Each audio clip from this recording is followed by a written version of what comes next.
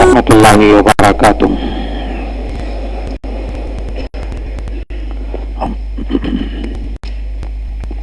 सेहन के बटन खुले हुए हैं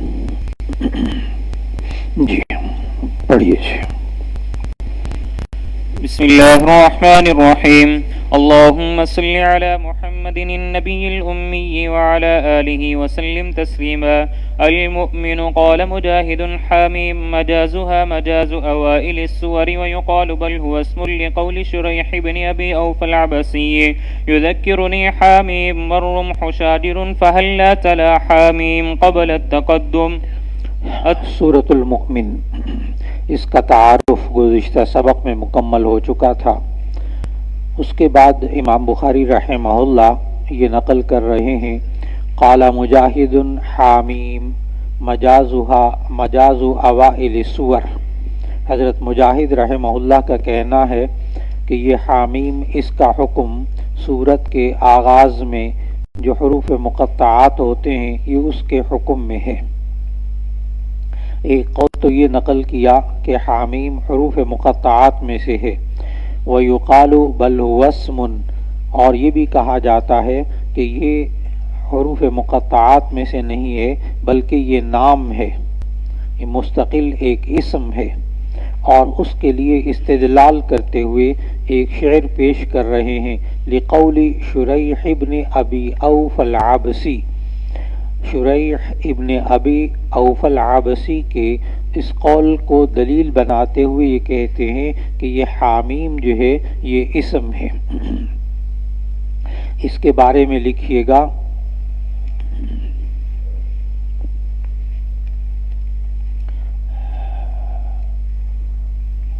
शुरैह इब्न अबी औफ़ा अल-अबसी का ये शेर इमाम बुखारी रहमहुल्लाह ने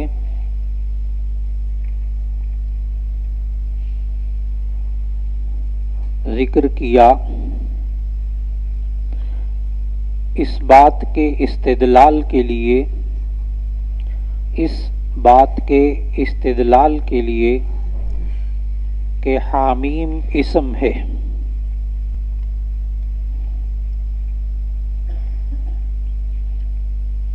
हामीम इस्म है। शेर का तर्जुमा ये है,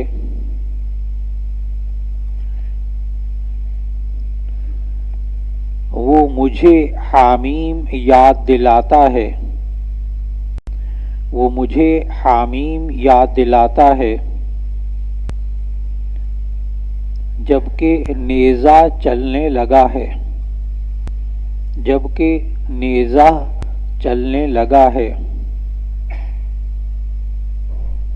आगे डैश लगा दें, एक मिसरे का तर्जुमा मुकम्मल हो गया। अब दूसरे मिसरे का तर्जुमा लिखें।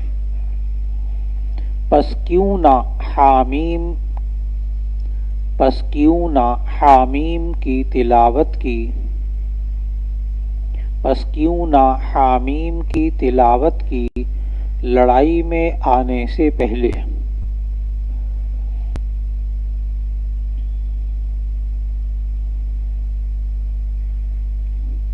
ये शेर हज़रत अली रज़ी अल्लाह ताला अन्हु के साथी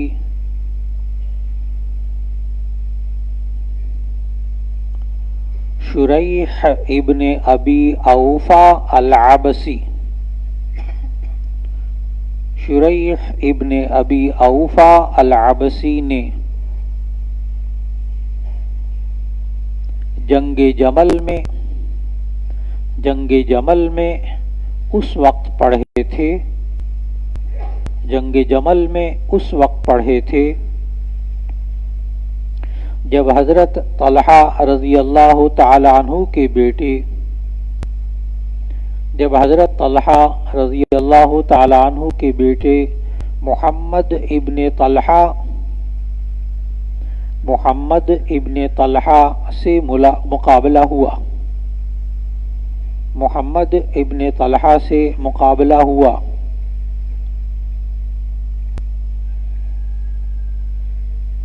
उस वक्त मोहम्मद इब्न तलहा ने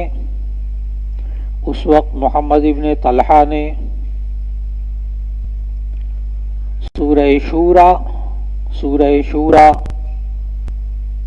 کی آیت نمبر 23 پڑھی۔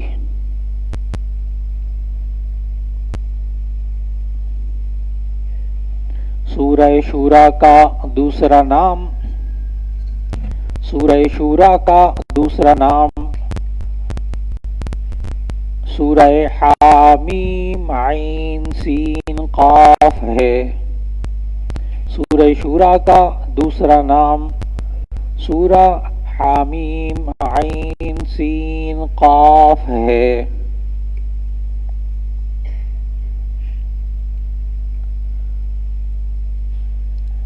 محمد ابن طلحہ نے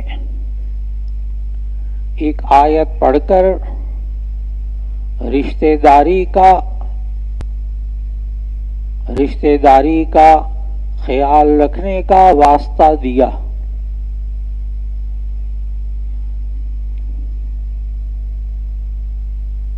رشتہ داری کا خیال رکھنے کا واسطہ دیا اور یہ آیت پڑھی،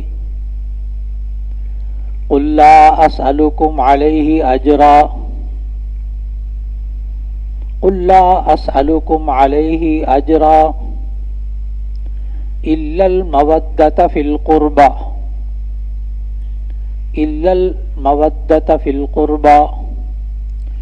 قُل لا أسألكم عليه أجرا إلا المودة في القربى۔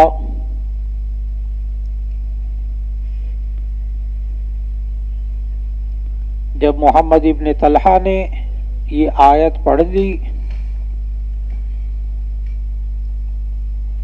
اس کے باوجود شریح نے محمد ابن طلحہ کو مار ڈالا۔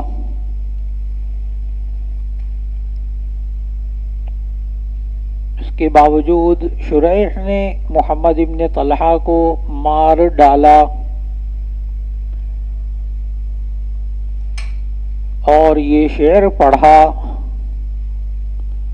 دیکھ کر شعر لکھیے، یہ شعر پڑھا، یذکرنی حامیم والرمح شاجر فہلا تلا حامیم قبل التقدم۔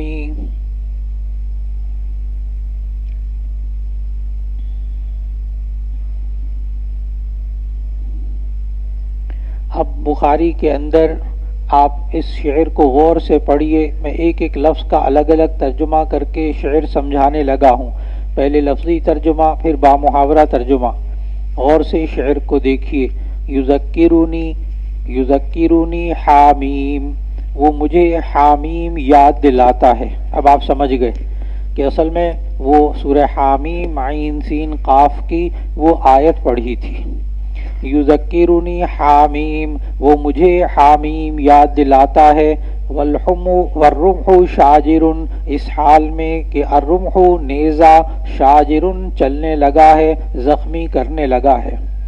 یذکرنی حامیم والرمح شاجر، وہ مجھے حامیم یاد دلاتا ہے اس حال میں کہ نیزہ زخمی کرنے لگا ہے، نیزہ چلنے لگا ہے۔ فہلا پس کیوں نہ، فہلا پس کیوں نہ، تلا اس نے تلاوت کی، حامیم کی، قبل التقدمی یہاں آنے سے پہلے۔ فہلا تلا حامیم قبل التقدمی، تو اس نے یہ حامیم کی آیت آنے سے پہلے کیوں نہیں پڑھ لی تھی؟ اس وقت کیوں نہیں خیال کیا تھا اس قرابت داری کا؟ نہ آتا علی کے مقابلے میں تو ایسی صورت میں نہ مارا جاتا، آنے سے پہلے آیت پڑھنی تھی۔ بات مکمل ہو گئی۔ اب بامحاورہ ترجمہ دیکھیں، یذکرنی حامیم والرمح شاجر، وہ مجھے حامیم یاد دلاتا ہے جبکہ نیزہ چلنے لگا ہے۔ فہلا تلا حامیم قبل التقدمی، اس نے یہاں آنے سے پہلے حامیم کی تلاوت کیوں نہ کر لی؟ خوب اچھی طرح شعر سمجھ میں آیا الحمدللہ آپ کو۔ جی پڑھیے۔ الطول التفول داخرين خاوعين وقال مجاهد إلى النجاة الإيمان ليس له دعوة يعني الوثن يسجرون ليس له دعوة يعني الوثن، وثن کا معنی بت۔ اب تفسیر کو سمجھیے گا، یہ یعنی الوثن کہہ کر یہاں تشریح کی ہے، لہو کی ہو ضمیر کا مرجع بتایا ہے، ورنہ سمجھ میں نہیں آتا کہ بت یہاں کیا، کس چیز کا ترجمہ، کس چیز کی تشریح ہے. تو یعنی الوسنہ کہہ کر لہو کی ہو ضمیر کا مرجع بتایا ہے، لیس لہو دعوت، تو لہو ہو ضمیر کا مرجع بتایا ہے کہ اس سے مراد بت ہے. جی. يسجرون توقد بهم النار تمرحون تبترون. وكان العلاء بن زياد يذكر النار فقال رجل لم تقنط الناس قال تقنط الناس، آپ لوگوں کو مایوس کیوں کرتے ہیں؟ قنوط، مایوس ہونا. جی. قال وأنا أقدر أن أقنط الناس والله يقول يا عبادي الذين اسرفوا على أنفسهم لا تقنطوا من رحمة الله ويقول وأن المسرفين هم أصحاب النار ولكنكم تحبون أن تبشروا بالجنة على مساوئ أعمالكم ولكنكم تحبون، لیکن تم یہ پسند کرتے ہو ان تبشروا بالجنت علی مساوی اعمالکم، کہ تمہیں پھر بھی جنت کی بشارت دے دی جائے علی مساوی اعمالکم، تمہارے برے اعمال کے باوجود. یعنی لوگوں کا مزاج بن گیا ہے کہ وہ بشارتیں سننا چاہتے ہیں حالانکہ وہ اپنی مرضی کے مطابق گناہ بھی کر رہے ہیں. جی. وإنما بعث الله محمدا صلى الله عليه وسلم مبشرا بالجنة لمن أطاعه ومنذرا بالنار من عصاه. وبه قال حدثنا علي بن عبد الله قال حدثنا الوليد بن مسلم قال حدثنا الأوزاعي قال حدثني يحيى بن أبي كثير قال حدثني محمد بن إبراهيم التيمي قال حدثني عروة بن الزبير قال قلت لعبد الله بن عمرو بن العاص أخبرني بأشد ما صنع المشركون برسول الله صلى الله عليه وسلم. قال بين رسول الله صلى الله عليه وسلم يصلي بفناء الكعبة بفناء الكعبة، فناء کا معنی صحن، صحن، يصلي بفناء الكعبة، کعبہ کے صحن میں نماز پڑھ رہے تھے. جی. إذ أقبل عقبة بن أبي معيط فأخذ بمنكب رسول الله صلى الله عليه وسلم ولوى ثوبه في عنقه فخنقه خنقا شديدا. فأقبل أبو بكر فأخذ بمنكبه ودفع عن رسول الله صلى الله عليه وسلم وقال أتقتلون رجلا أن يقول ربي الله وقد جاءكم بالبينات من ربكم. حامیم السجدہ. حامیم السجدہ، سورہ حامیم السجدہ، یہ ترتیب توقیفی کے اعتبار سے اس کا نمبر ہے 4141، نزولی نمبر 6161. یہ مکی سورت ہے، کل آیات 54، رکوع 6. اس سورت کے دو نام ہیں، ایک سورہ حامیم السجدہ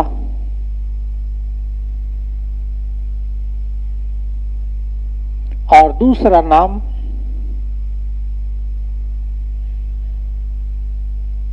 جو عرب ممالک میں چھپنے والے مصاحف میں لکھا جاتا ہے، جو عرب ممالک میں چھپنے والے مصاحف میں لکھا جاتا ہے، وہ ہے سورہ فصلت. وہاں عرب میں جو عربی جو قرآن مجید آپ کے سامنے بھی بعض موجود ہیں عرب میں چھپے ہوئے، اس میں فہرست میں سورہ حامیم السجدہ آپ کو نہیں ملے گی، وہاں ملے گی سورہ فصلت. یہ نام اس سورت کی آیت نمبر 2 میں ہے، یہ نام اس سورت کی آیت نمبر 2 میں ہے. کتاب فصلت آیاتہ، کتاب فصلت آیاتہ. جی پڑھیے.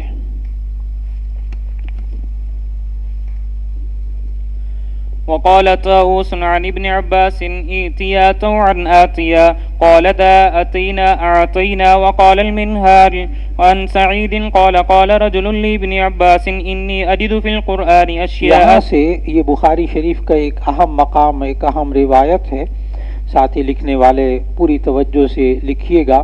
خلاصہ اس کا یہ ہے، ابھی سے پوری طویل روایت ہے کہ حضرت عبداللہ ابن عباس رضی اللہ تعالیٰ عنہ سے ایک شخص نافع ابن ازرق نے 4 سوال کیے تھے،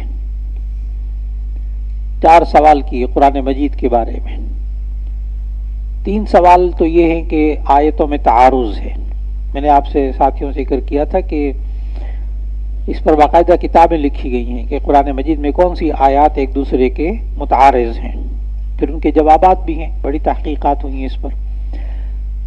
تو اس طویل روایت میں نافع ابن ازرق نامی شخص نے حضرت عبداللہ ابن عباس رضی اللہ تعالیٰ عنہ سے 4 سوال کیے، ان چاروں کے جواب حضرت عبداللہ ابن عباس رضی اللہ تعالیٰ عنہ نے دیے۔ کمال کے سوالات ہیں مولانا، اور حضرت عبداللہ ابن عباس کے بھی جوابات بھی کمال کے ہیں، اس لیے آپ ایک ایک اعتراض، یہ عبارت پڑھنے والے مولانا ایک اعتراض پڑھیں گے، پھر میں وہ لکھواؤں گا اعتراض، پھر اس کے بعد آپ دوسرا اعتراض، پھر تیسرا، پھر چوتھا، پھر اس کے بعد اسی طرح جوابات جب آئیں گے تو ایک ایک جواب وہ پڑھتے جائیں گے، میں لکھواتا جاؤں گا۔ تو بڑی اہم جگہ اور اہم روایت ہے جی۔ انی اجد فی القرآن قال رجل لابن عباس، تو رجل کا نام نافع ابن ازرق جی۔ إني أجد في القرآن أشياء تختلف علي قال فلا أنساب بينهم يومئذ ولا يتساءلون وأقبل بعضهم على بعض يتساءلون۔ بس ایک سوال پورا ہو گیا۔ قال رجل لابن عباس رضی اللہ عنہ، ایک شخص نے حضرت عبداللہ ابن عباس رضی اللہ تعالیٰ عنہ سے کہا، انی، پہلے کتاب میں سمجھ لیں پھر اس کے بعد میں لکھواتا ہوں، پہلے کتاب کو سمجھیں۔ انی اجد فی القرآن اشیاء تختلف علی، بے شک میں قرآن میں کچھ چیزیں ایسی پاتا ہوں جو مجھ پر مختلف ہو گئی ہیں، یعنی ان میں تعارض محسوس ہوتا ہے۔ قال، اس نے کہا ایک آیت تو یہ، فلا انصاب بینہم یومئذ ولا یتساءلون، فلا انصاب بینہم، نہ ان کے درمیان قرابتیں ہوں گی قیامت کے دن، نہ ان کے درمیان قرابتیں ہوں گی، نسب ہوں گے، ولا یتساءلون، نہ وہ ایک دوسرے سے سوال کریں گے۔ یہ سورہ مومنون کی آیت 101 ہے۔ وَأَقْبَلَ بَعْضُهُمْ عَلَى بَعْضٍ يَتَسَاءَلُونَ، اور سورہ صافات میں یہ آیت ہے کہ وَأَقْبَلَ بَعْضُهُمْ عَلَى بَعْضٍ، اور وہ ایک دوسرے کی طرف متوجہ ہوں گے، يَتَسَاءَلُونَ، وہ ایک دوسرے سے سوال کر رہے ہوں گے۔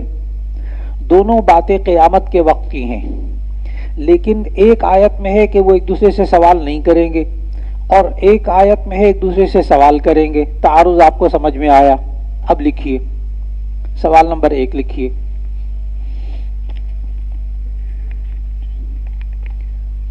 سوال نمبر 1، پہلا سوال نافع ابن ازرق نے یہ کیا کہ قرآن مجید کی 2 آیتوں میں تعارض محسوس ہوتا ہے۔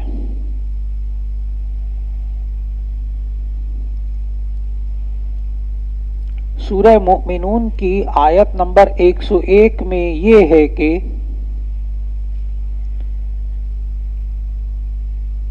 لا یتساءلون ولا یتساءلون، وہ ایک دوسرے سے سوال نہیں کریں گے قیامت کے دن۔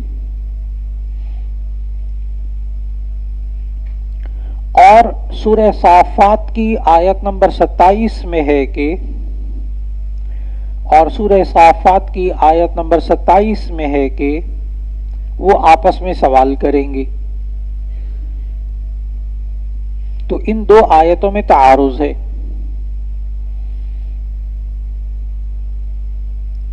جی اب پڑھیے اگلا سوال جی۔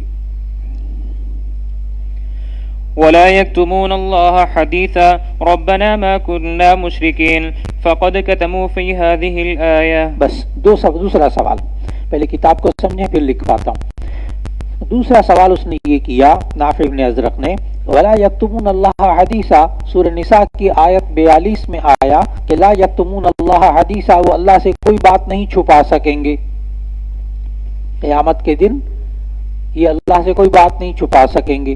اور پھر اس کے بعد سورہ انعام کی آیت 23 میں ہے، وہ یوں کہیں گے مشرکین، ربنا ما کننا مشرکین، اے ہمارے رب ہم تو شرک کرنے والوں میں سے نہیں تھے، واللہ ربنا ما کننا مشرکین فقد کتموا فی هذه الآیہ، تو اس آیت کے مطابق تو انہوں نے چھپا لیا اپنے شرک کو،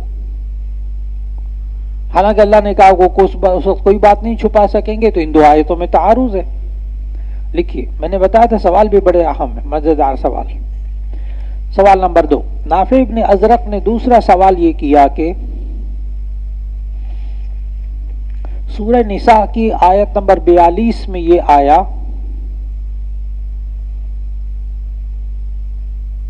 کہ قیامت کے دن مشرکین کوئی بات چھپا نہ سکیں گے،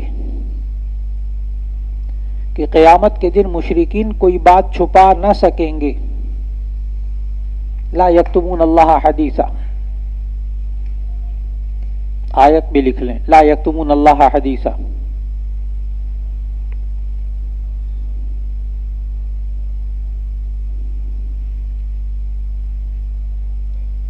اور سورہ انعام کی آیت 23 میں ہے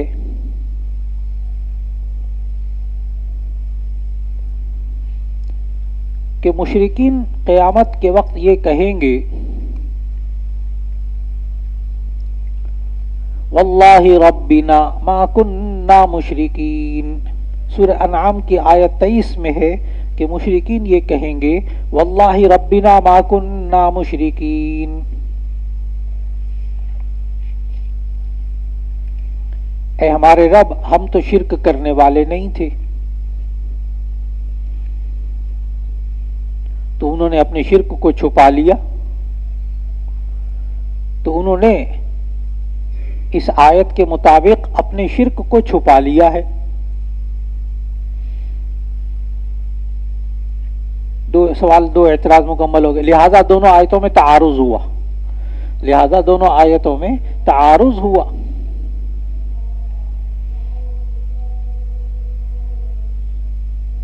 تیسرا سوال پڑھیے جی، وقال والسماء بناها إلى قوله دحاها فذكر خلق السماء قبل خلق الأرض ثم قال أئنكم لتكفرون بالذي خلق الأرض في يومين إلى طاعين فذكر في هذه خلق الأرض قبل السماء بس تیسرا سوال مکمل ہوا۔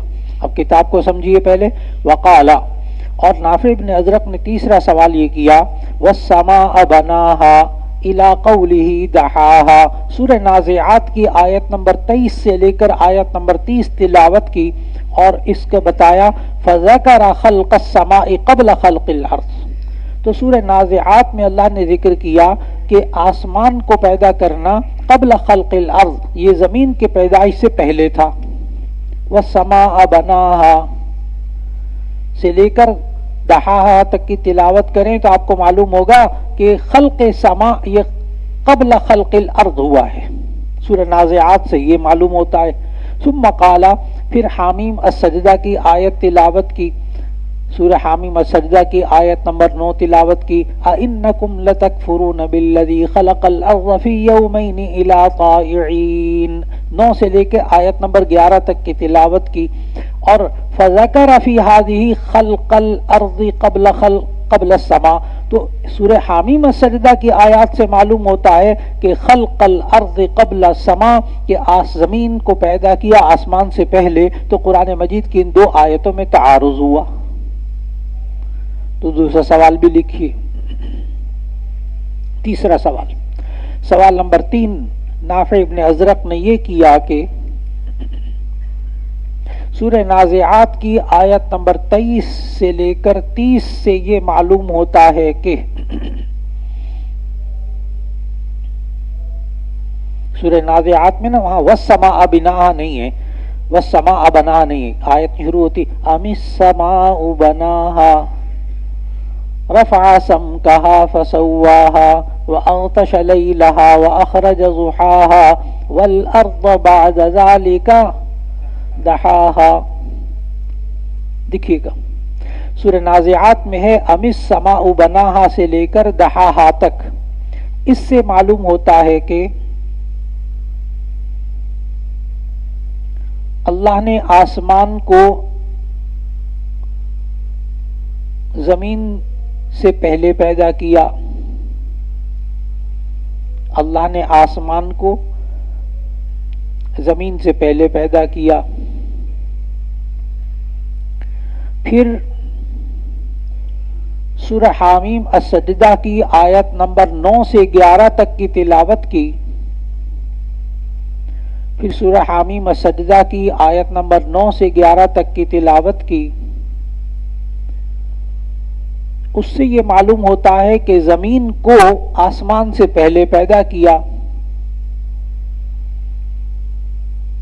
اس سے یہ معلوم ہوتا ہے کہ زمین کو آسمان سے پہلے پیدا کیا، لہذا دونوں آیتوں میں تعارض ہوا،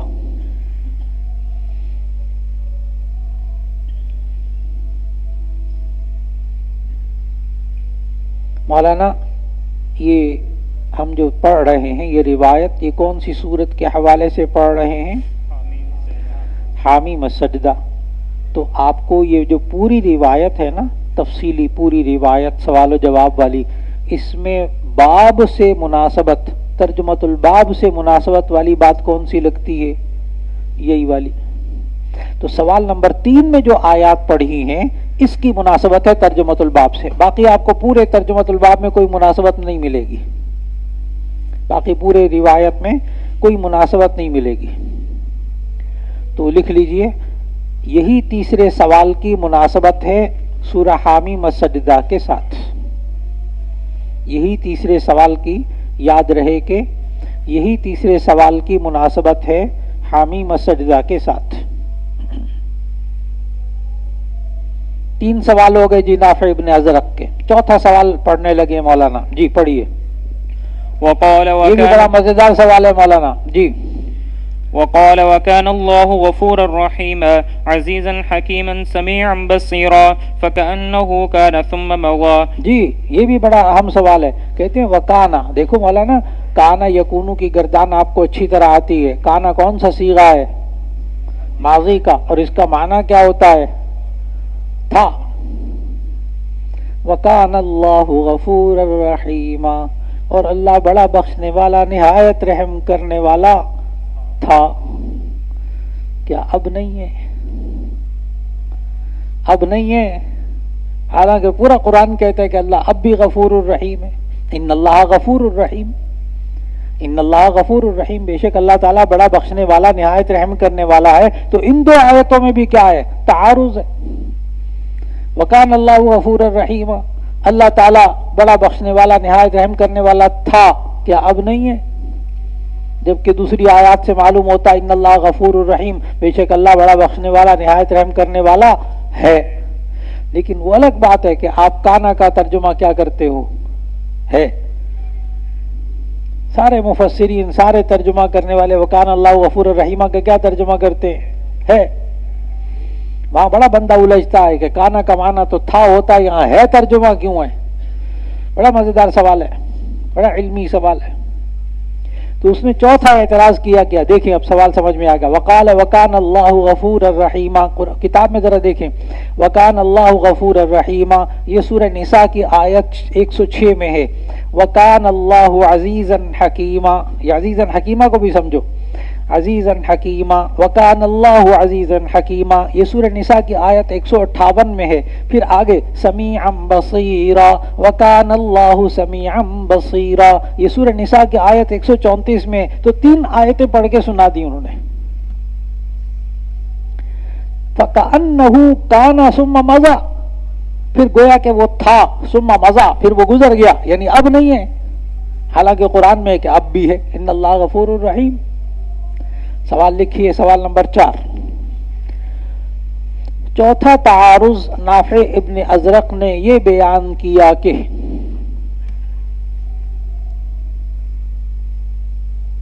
اللہ تعالیٰ نے سورہ نساء کی آیت 106 میں فرمایا، اللہ تعالیٰ نے سورہ نساء کی آیت 106 میں فرمایا وَكَانَ اللَّهُ غَفُورًا رَحِيمًا،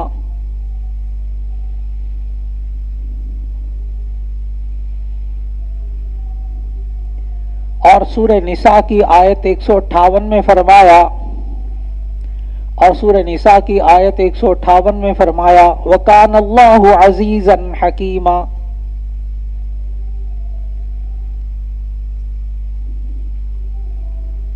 اور سورہ نساء کی آیت 134 میں فرمایا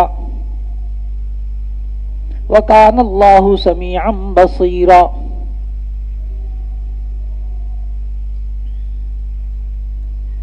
اور کانا کا معنی تھا ہوتا ہے، ماضی کا صیغہ ہے، اور کانا ماضی کا صیغہ ہے، اس کا معنی تھا ہوتا ہے. تو کیا اللہ تعالی بڑا بخشنے والا تھا اب نہیں ہے؟ تو کیا اللہ تعالیٰ بڑا بخشنے والا تھا اب نہیں ہے؟ حالانکہ قرآن میں ہے کہ اب بھی بخشنے والا ہے، ان اللہ غفور الرحیم. حالانکہ قرآن میں ہے کہ وہ بڑا بخشنے والا ہے، ان اللہ غفور الرحیم.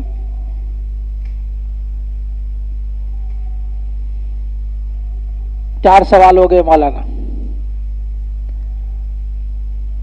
چار سوال ہو گئے.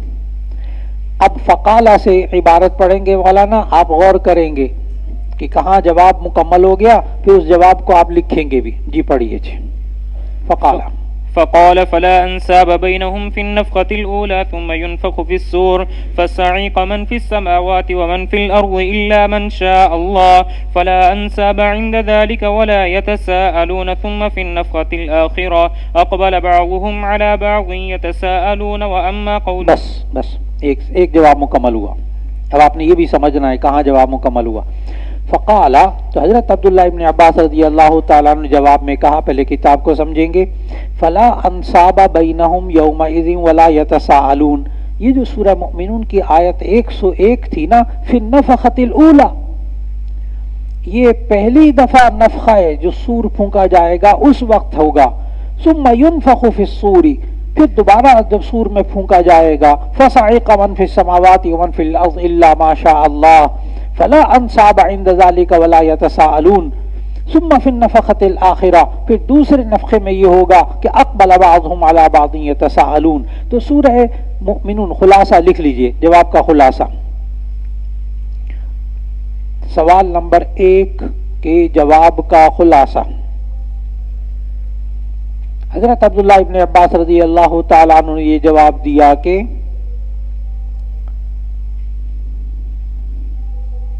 ولا یتساءلون، یہ نفخہ اولا کے وقت ہوگا.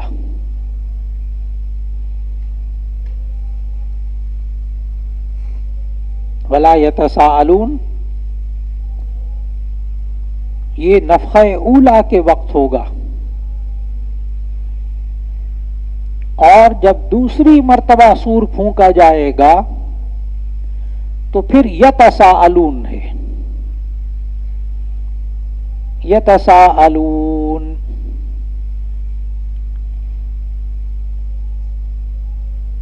جو سورہ صافات میں ہے. جواب مکمل ہو گیا. یعنی جب پہلی مرتبہ سور پھونکا جائے گا نا، پہلی مرتبہ سور پھونکا جائے گا، فصعق من فی السماوات ومن فی الارض الا ما شاء اللہ، اس وقت لا یتساءلون، لا انصاب بینہم یومئذ ولا یتساءلون، نہ نسب کام آئے گا، نہ ایک دوسرے سے کچھ سوال کر سکیں گے یہ کیا ہو رہا ہے. وہ ختم کہانی پہلے سور پھونکنے کے وقت. پھر جب دوسرا سور پھونکا جائے گا تو یہ زندہ ہو جائیں گے، پھر یہ ایک دوسرے سے سوال کریں گے. جب زندہ ہو جائیں گے پھر کیا کریں گے؟ ایک دوسرے سے سوال کریں. ایک جواب مکمل ہو گیا، ایک سوال کا جواب مکمل ہو گیا. اب آگے پڑھیے مولانا. اما قولہ، دوسرے سوال کا جواب. جی وأما قوله ما كنا مشركين ولا يكتمون الله فإن الله يغفر لأهل الإخلاص ذنوبهم. وقال المشركون تعالوا نقول لم نكن مشركين فختم على أفواههم فتنطق أيديهم فعند ذلك عرف أن الله لا يكتم حديثا وعنده يود الذين كفروا الآية. جی بس اب یہ دوسرے سوال کا جواب ذرا پہلے سمجھ لے کتاب میں، پھر لکھواتا ہوں. اما قولہ ما کننا مشرکین، اور باقی سورہ انعام کی آیت 23 میں یہ کہنا کہ واللہ ربنا ما کننا مشرکین، اور ولا یکتمون اللہ حدیثا جو سورہ نساء کی آیت نمبر 42 میں، اس کا جواب یہ ہے کہ فإن اللہ یغفر لأہل الإخلاص ذنوبہم، بے شک اللہ تعالی مخلص لوگوں کے گناہوں کو معاف کر دے گا. وقال المشرکون، تو اس وقت مشرکین کہیں گے تعالوا آؤ، تعالوا آؤ، نقول لم نکن من المشرکین، ہم بھی کہتے ہیں کہ ہم نے شرک نہیں کیا تھا. اس وقت کہیں گے فختم علی افواہہم، اللہ ان کے دلوں پر مہر لگا دے گا، بند کرو اپنے منہ، فتنطق ایدیہم، پھر ان کے ہاتھ بولیں گے، اعضاء اور جوارح بولنے لگیں گے، فتنطق ایدیہم، پھر ان کے ہاتھ بولنے لگیں گے، فعند ذلک عرف، اس وقت یہ معلوم ہوگا کہ ان اللہ لا یکتم حدیثا، کہ اللہ سے کوئی بات نہیں چھپائی جا سکتی، وعنده یود الذین کفروا، اور اس وقت ہوگا جب سورہ نساء کی آیت 42 میں ویود الذین کفروا. بس جواب مکمل ہوا. اب لکھیے دوسرے سوال کا جواب. حضرت عبداللہ ابن عباس رضی اللہ تعالیٰ عنہ نے یہ دیا کہ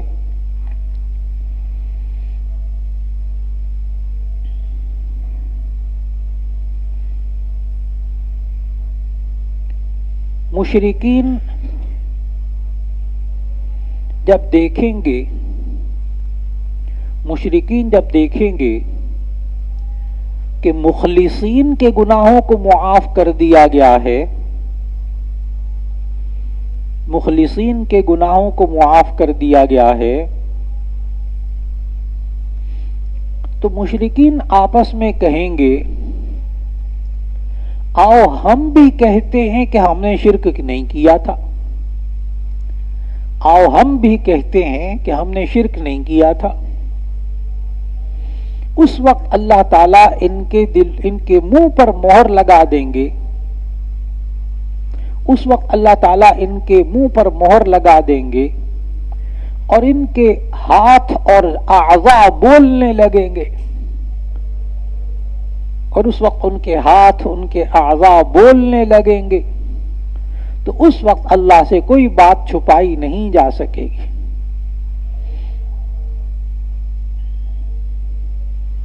جواب کا خلاصہ یہ ہوا کہ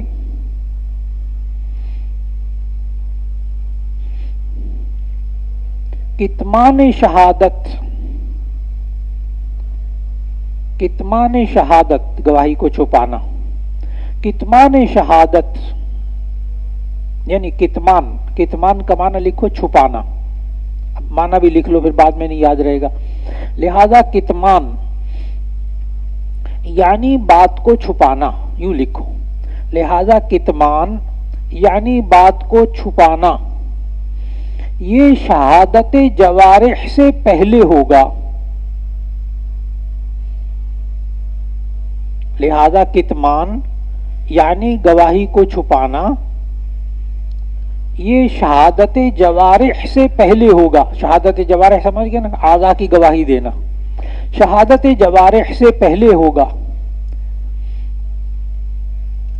اور عدم کتمان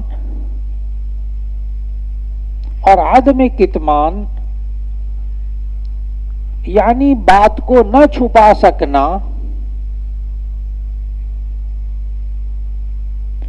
یہ شہادت جوارح کے بعد ہے، یہ شہادت جوارح کے بعد ہے. لہذا دونوں آیتوں میں تعارض نہ رہا، شہادت جوارح کے بعد ہے، یعنی جب ہاتھ پاؤں گواہی دینے لگیں گے نا پھر کون بات چھپائے گا؟ ہاتھ پاؤں جھوٹ نہیں بولیں گے. بات مکمل ہو گئی، جواب مکمل ہو گیا. اب تیسرے سوال کا جواب پڑھنے لگے مولانا جی. وخلق الأرض في يومين ثم خلق السماء ثم استوى إلى السماء فسواهن في يومين آخرين ثم دحى الأرض ودحيها أن أخرج منها الماء والمرعى وخلق الجبال والجمال والآكام وما بينهما في يومين آخرين فذلك قوله دحاها. وقوله خلق الأرض في يومين فجعلت الأرض وما فيها من شيء في 4 أيام وخلقت السماوات في يومين. بس تیسرے سوال کا جواب پہلے کتاب کو سمجھیے. وخلق الأرض في يومين، اللہ تعالیٰ نے زمین کو پیدا کیا 2 دنوں میں. ثم خلق السماء، پھر آسمان کو پیدا کیا. ثم استوى إلى السماء، پھر آسمان کی طرف متوجہ ہوا. فسواهن في يومين آخرين، تو اسے برابر کیا 2 دوسرے دنوں میں. آخرین، یہ آخر اور آخر میں بھی فرق ذہن میں رکھنا. اچھا، آخر کا معنی دوسرا، اور آخر کا معنی انتہائی، آخر کا معنی دوسرا اور آخر کا معنی انتہائی. جیسے مثال کے طور پر اس طالب علم کے بعد یہ طالب علم بیٹھا ہے تو میں کیا کہوں؟ رجل آخر، رجل آخر. لیکن یہ جو آخر میں بیٹھا ہے نا اس کو میں رجل آخر نہیں کہوں گا، اس کو کیا کہوں گا؟ آخر. فرق سمجھ میں آیا؟ تو آخر کا معنی دوسرا اور آخر کا معنی آخری، انتہائی. جی پڑھیے. فسواہن فی یومین آخرین، تو دوسرے 2 دنوں میں اللہ نے آسمانوں کو برابر کیا. ثم دحا الارض، دحا کا معنی سمجھنا مولانا، اسی سے جواب سمجھ میں آئے گا. ثم دحا الارض، دحا کا معنی ہموار کرنا، ایک ہے پیدا کرنا، ایک ہے پھر اس کو ہموار کرنا. ثم دحا الارض، پھر زمین کو ہموار کیا. ودحیوہا، اور اس کا ہموار کرنا کیا ہے؟ زمین کو ہموار کرنے کا کیا معنی؟ کہ ان اخرج منها الماء والمرعى، کہ اللہ نے اس زمین میں سے پانی کو نکالا، والمرعى، اور چرواہے، چرنا، جانوروں کا چارہ. ان اخرج منها الماء، تو اللہ نے اس سے پانی پیدا کیا، والمرعى، اور چارہ پیدا کیا. وخلق الجبال، اور پہاڑوں کو پیدا کیا. والجمال، اونٹوں کو پیدا کیا. والآکام، اور ٹیلوں کو پیدا کیا. آکام ٹیلے. وما بینہما، اور جن کے درمیان چیزیں ہیں. یعنی زمین کو پہلے پیدا کیا، پھر اس کے بعد اس کو ہموار کیا، یعنی اس کے اندر مختلف چیزوں کو بنایا. تو یہ جو ہموار کرنا ہے اس کو کہتے ہیں دحو ارض، دحاہا. ایک ہے خلق ارض اور ایک ہے دحو ارض. ایک ہے خلق ارض اور ایک کیا ہے؟ دحو ارض. دحو کا معنی ہموار کرنا. اب پڑھو ذرا کتاب میں. فذلک قولہ دحاہا وقوله خلق الارض في يومين فجعلت الارض وما فيها من شيء في 4 ايام. تو زمین کو پیدا کیا جو کچھ اس میں 4 دنوں میں. وخلقت السماوات في يومين، اور پھر اس کے بعد آسمانوں کو پیدا کیا 2 دنوں میں. اب لکھو. لہذا تیسرے سوال کا جواب حضرت عبداللہ ابن عباس رضی اللہ تعالیٰ عنہ نے یہ دیا کہ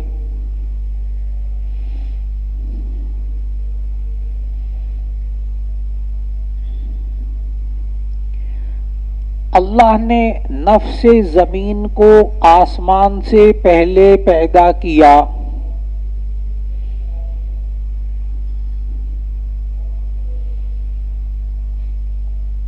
اللہ تعالیٰ نے نفس زمین کو آسمان سے پہلے پیدا کیا اور دحوہ ارض،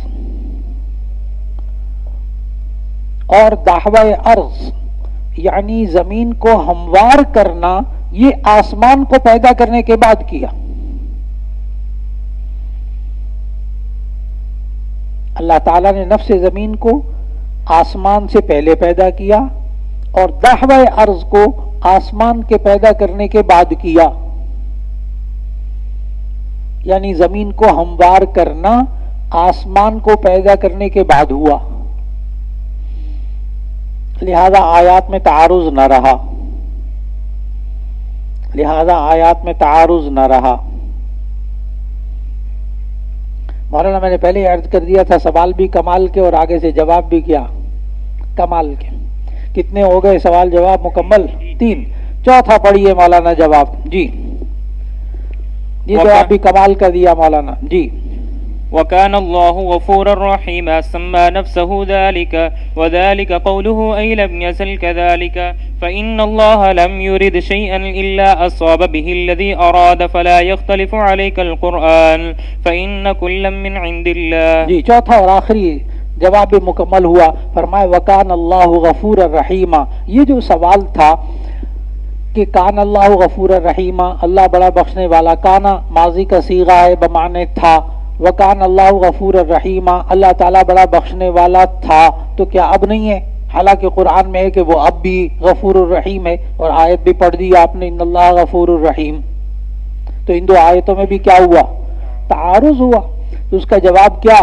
فرمایا حضرت عبداللہ ابن عباس رضی اللہ تعالیٰ عنہ نے فرمایا وکان اللہ غفور الرحیم سما نفسہ ذالک، اللہ تعالیٰ نے اپنی ذات کو زمانہ ماضی میں شمار کیا، سما نفسہ ذالک، اللہ نے اپنی ذات کو زمانہ ماضی میں شمار کیا، وذالک قولہ، اور یہ اللہ کا کہنا ای لم یزل کذالک، یعنی وہ ہمیشہ سے اسی طرح ہے۔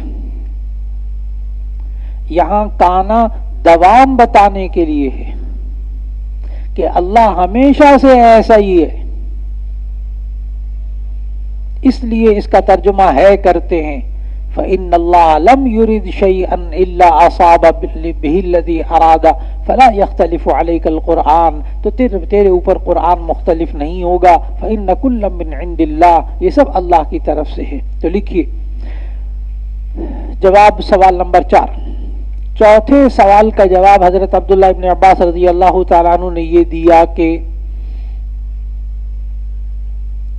چوتھے سوال کا جواب حضرت عبداللہ ابن عباس رضی اللہ تعالیٰ عنہ نے یہ دیا کہ یہاں کانا دوام کے لیے ہے، یہاں کانا دوام کے لیے ہے، ای لم یزل کذالک، یعنی اللہ ہمیشہ سے ایسا ہی ہے۔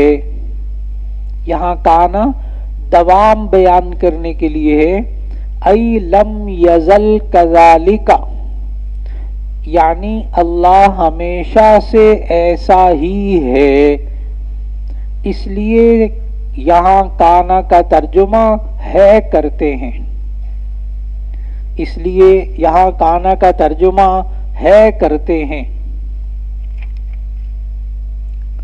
یہاں لفظ ہے، یہاں لفظ ہے حال بتانے کے لیے نہیں ہے، دوام بتانے کے لیے ہے۔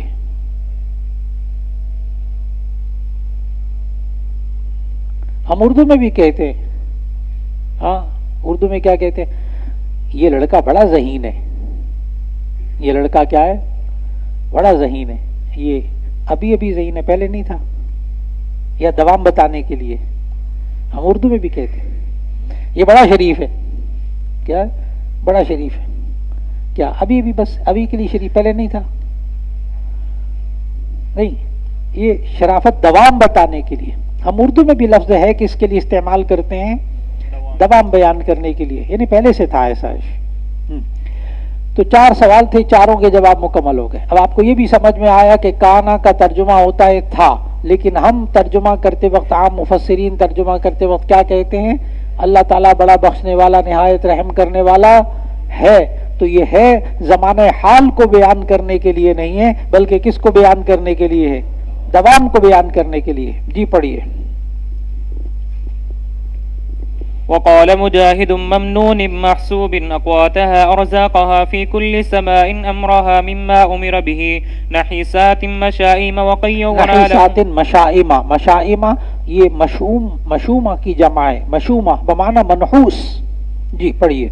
وقيونا لهم قرناء تتنزل عليهم الملائكة عند الموت اهتزت بالنبات وربت ارتفعت، وقال غيره من أكمامها حين تطلع ليقولن هذا لي أي بعملي أنا محكوك بهذا سواء للسائلين قدرها سواء فهديناهم دللناهم على الخير والشر كقوله وهديناه النجدين وكقوله وهديناه السبيل والهدى الذي هو الإرشاد بمنزلة أسعدناه من ذلك قوله أولئك الذين هدى الله فبهداه مقتدي يوزعون يكفون من أكمامها قشر الكفر الكم ولي حميد۔ اس لفظ کو سمجھیے گا، من اکمامها، اس کی تفسیر کی ہے قشر الکفر الکم، بس اب اس تشریح کو سمجھیے گا۔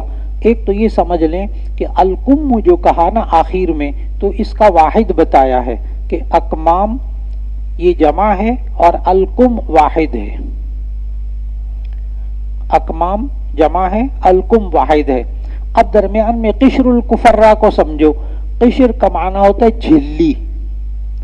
قشر کا معنی جھلی، باریک سا پردہ سا. اور کفرا کہتے ہیں کومپل کو. کومپل جب پودا نکلتا ہے اس کی باریک سی ایک نوک نکلتی ہے تو اس کو کیا کہتے ہیں؟ کومپل. کاف واو نون پہ لام. تو قشر کا معنی جھلی، کفرا کا معنی کومپل. اب ترجمہ کریں گے قشر الکفرا، کومپل کی جھلی. بات مکمل ہو گئی، پڑھیے جی. ولي حميم القريب من محيص حاس حاد مرية أو مرية ومرية واحد أي امتراء. وقال مجاهد اعملوا ما شئتم الوعيد. وقال ابن عباس التي هي أحسن والصبر عند الغضب والعفو عند الإساءة فإذا فعلوه عصمهم الله وخزع لهم عدوهم كأنه ولي حميم. باب قوله وما كنتم تستترون أن يشهد عليكم سمعكم ولا أبصاركم ولا جلودكم ولكن ظننتم أن الله لا يعلم كثيرا مما تعملون. وبه قال حدثنا السلط بن محمد قال حدثنا يزيد بن زريع عن روح بن القاسم عن منصور عن مجاهد عن أبي معمر عن ابن مسعود وما كنتم تستترون أن يشهد عليكم سمعكم الآية. قال كان رجلان من قريش وختن لهما من سقيف أو رجلان من سقيف وختن لهما من قريش في بيت فقال بعضهم لبعض أترون أن الله يسمع حديثنا؟ قال بعضهم يسمع بعضه وقال بعضهم لئن كان يسمع بعضه لقد يسمع كله. فأنزلت وما كنتم تستترون أن يشهد عليكم سمعكم ولا أبصاركم الآية. باب قوله ذلكم ظنكم الآية. وبه قال حدثنا الحميدي قال حدثنا سفيان قال حدثنا منصور عن مجاهد عن أبي معمر عن عبد الله رضي الله عنه قال اجتمع عند البيت قرشيان وثقفي أو ثقفيان وقرشي كثيرة شحم بطونهم قليلة فقه قلوبهم. فقال أحدهم أترون أن الله يسمع ما نقول؟ قال الآخر يسمع إن جهرنا ولا يسمع إن أخفينا. وقال الآخر إن كان يسمع إذا جهرنا فإنه يسمع إذا أخفينا. فأنزل الله وما كنتم تستترون أن يشهد عليكم سمعكم ولا أبصاركم الآية. وكان سفيان يحدثنا بهذا فيقول حدثنا منصور أو ابن أبي نجيع أو حميد أحدهم أو اثنان منهم ثم ثبت على منصور وترك ذلك مرارا غير واحدة. باب قوله فإن يصبروا فالنار مثوى لهم وإن يستعتبوا فما هم من المعتبين. وبه قال حدثنا عمرو بن علي قال حدثنا يحيى قال حدثنا سفيان الثوري قال حدثني منصور عن مجاهد عن أبي معمر عن عبد الله بنحوه. جزاك الله خير. والسلام عليكم ورحمة الله وبركاته.